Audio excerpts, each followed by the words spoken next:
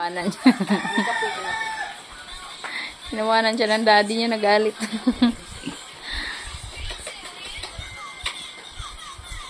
Awawa naman ang baby na yun. Oh. Yayay na naman.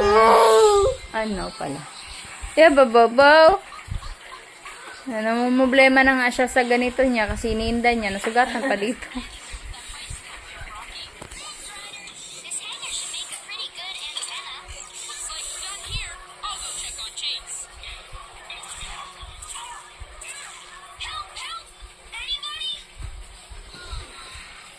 Napaliguan pa kita kahapon, nak. May lagnat ka na pala kaagad ng gabi.